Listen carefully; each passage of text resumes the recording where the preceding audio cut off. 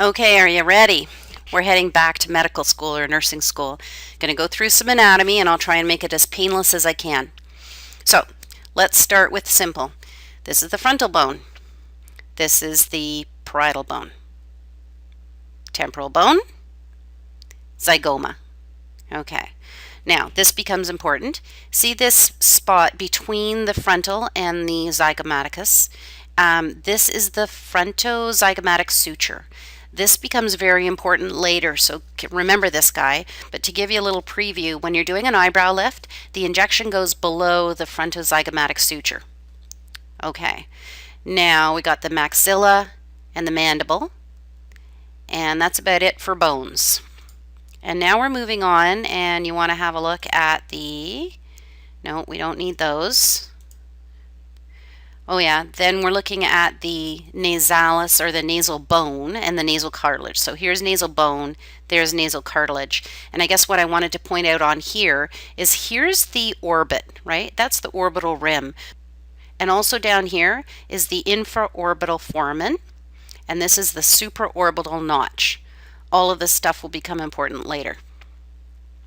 Okay, and then we're getting into next layer is the arteries, which looks kind of scary, but it's not that bad. This is the facial artery down here. And you notice that it comes all the way up and it has a couple of branches that go out towards the lips here and here. And then it keeps coming up here and eventually turns into the angular artery. Okay, so that's a biggie. And then there's this infraorbital artery right there. And the supraorbital artery is here, and the trochlear artery is here, supratrochlear artery, and superficial temporal artery is over this way. Okay, so you got your facial, which turns into angular, the infraorbital, supraorbital, this guy trochlear, and superficial temporal. Now, the good news is you really don't have to remember any of them because arteries mostly bounce out of the way. If you do your Botox in the areas that I'm going to tell you to do it, then you will almost never hit an artery. So it becomes moot to figure out the exact names of everything, but you should probably know where they're located. So this is what I'm trying to do for you here. Okay, now we're going on to the veins.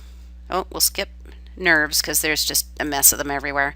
And they really don't become that important either, and I'll tell you when they are important. So veins, almost exactly the same as the arteries. The difference is that the facial artery is a little more posterior.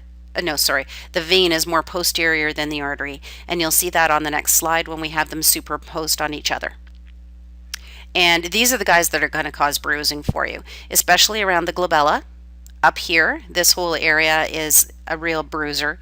And also, it doesn't really show on here, but there's a series of small vessels that are located right at lateral to the orbit. And those will cause a lot of bruising when you go to do your orbicularis oculi muscles. Right, then we're moving on, and oh, that's just a scary shot. But again, not that bad. The point is that look at the facial artery is located very far forward compared to the facial vein. Okay, so there's more stuff to look at here, and this is where we get into the muscles that we're actually concerned about. Okay, so now you've got the corrugators, which are really important little guys right here.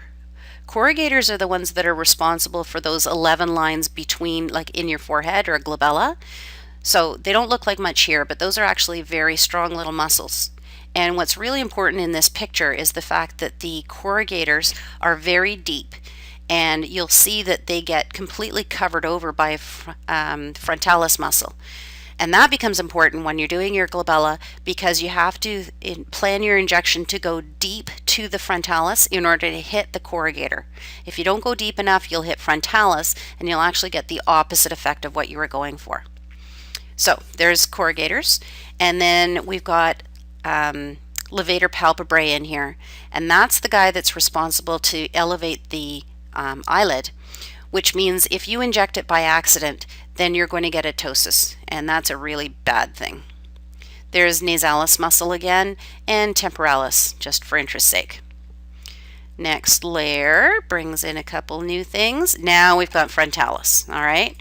So frontalis is a very superficial muscle compared to the corrugators, right? So now you can't even see corrugators anymore because they're buried underneath frontalis.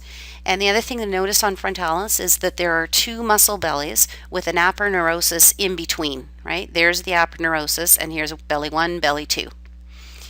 Some people don't have much of an aponeurosis, and some people it's very wide. So that becomes important when you're trying to plan your forehead injections. I don't think there's anything particularly new here. Okay, now we've got Procerus in here now, right? And we've added Orbicularis oculi and Orbicularis oris. So these guys, the Orbicularis oculi and the Orbicularis oris, are both purse string muscles, and that's why we have the crow's feet and the vertical lip lines. Notice that Procerus is kind of continuous with frontalis.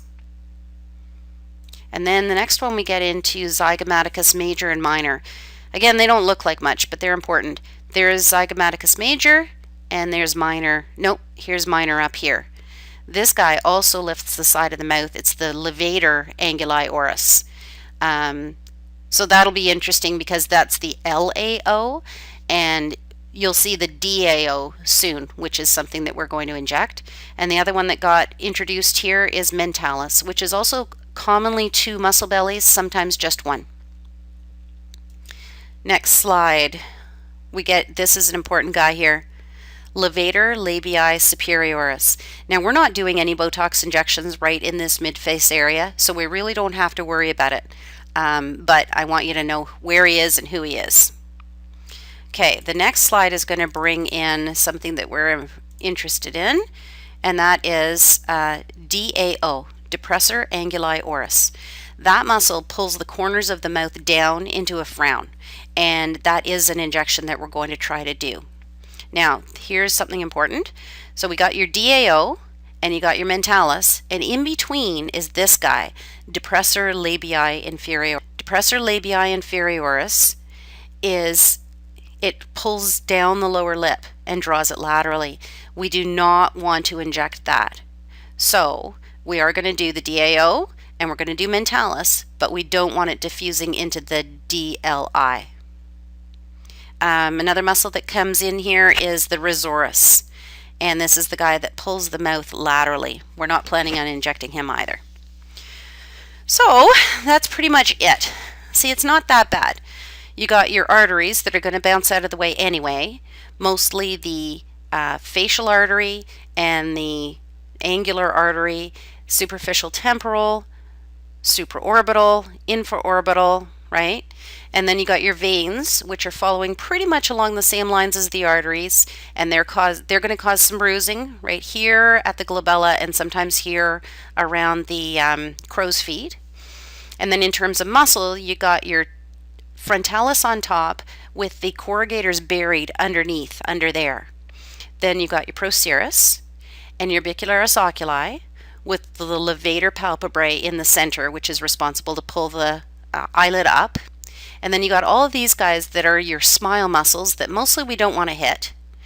You got your Orbicularis your Orbicularis oris, and your DAO, mentalis, and the one in between, the depressor labii inferioris, that you don't want to hit. You may want to come back to this at a couple points during the video series just to refresh your mind on where everything is and how it's located. I love these pictures. Incidentally, I found this at univadis.com, UNIVADIS. So I hope that wasn't too painful.